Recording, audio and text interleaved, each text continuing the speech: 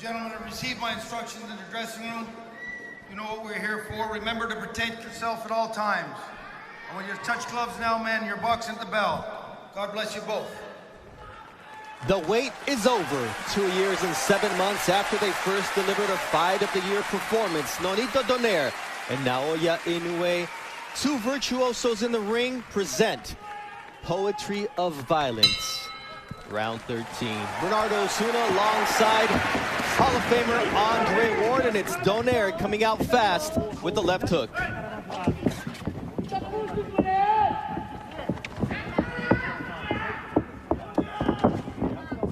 Both fighters said they needed to be better than they were the first time around.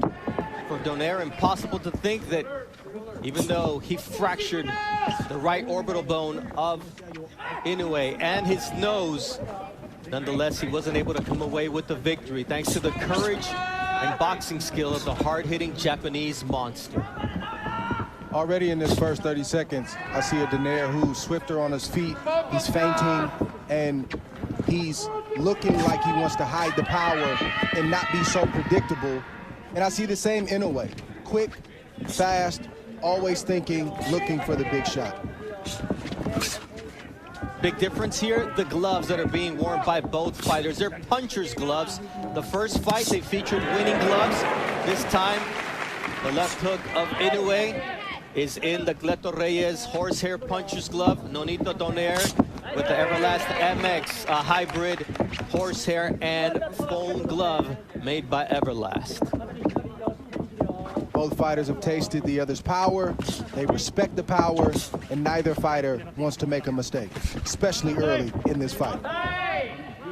The first attempt by Donaire to land that right hand, which hurt Inoue on several occasions in the first fight, and sometimes gets overlooked because of his beautiful left hook, as Inoue is able to land a check hook here with 1 minute 15 seconds left in round 1.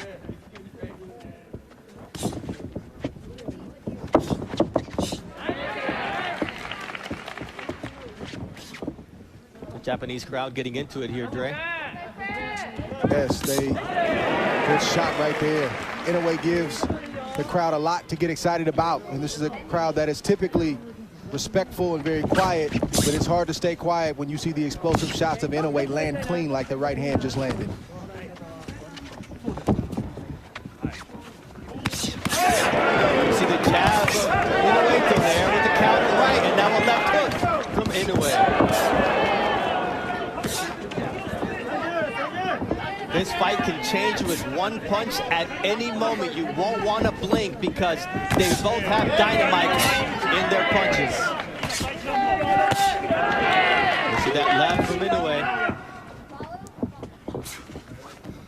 So far, no reaction from either fighter from the big shots that they've taken in this first round, which is impressive because the fighters are still warming up. Nice left hook there from...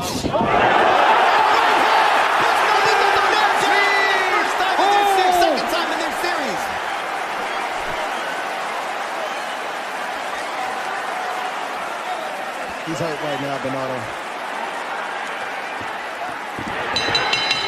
The bell was his greatest ally. The first time he's dropped by a headshot by Naoya Inoue, he was dropped by a body shot in the 11th round of their first fight. What a start for Naoya Inoue, Dre.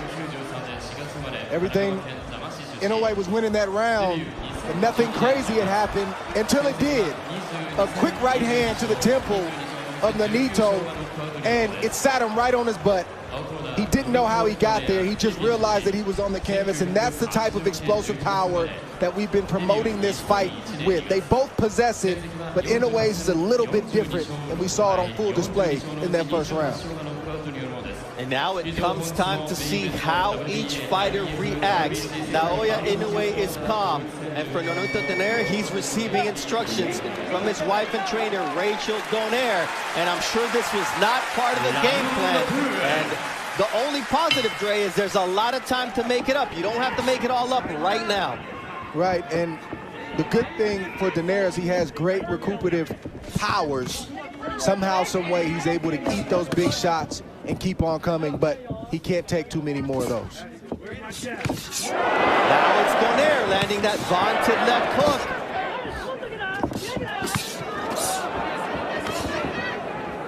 See that right hand from Naoya Inoue. Inoue, you have to pick your poison. Now it's a left hook that rattles Nonito Donaire. It's devastating power, and the legs of Donaire are not all there. And Inoue taking advantage of the moment as Donaire tries to go downstairs. And Donaire needs to get himself together before he tries to load up, but that's not in his nature. He wants to draw Inoue in, even though he's hurt, to try to land his own big shots. You see another vicious left hook from the monster, Naoya Inoue. Body shot from the monster. Looks like Donaire has made up his mind. He's going to fight fire with fire, and that's just the way it is, for better or for worse. Drops Donaire as he's able to somehow manage to find his balance. But Inoue, man, it might have been better to just go down, Dre, because Inoue is going to work here. And the left hook now does put down Donaire in round 2. And this fight is over. That's What it. an impressive knockout victory for the monster. Wow. Naoya Inoue, a statement victory in his home country of Japan.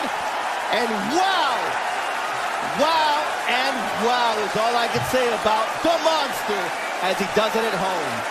He never gave Donaire an opportunity to get into this fight. He was poised, he was calm and calculated, and the big right hand that landed at the end of the first round started all the trouble for Nonito Donaire, and he was never able to recover because Inoue is so efficient with his punches. He doesn't waste anything. He rarely opens himself up to be caught himself. Donaire tried to land the shots, but the explosiveness and the power proved to be too much.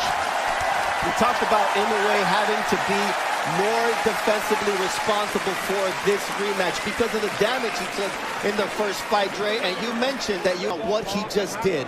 Oh, absolutely. I expected a very similar fight to the first fight. I did not expect him to go out and get a second round knockout the way that he did against Nonito Donaire, who has looked the way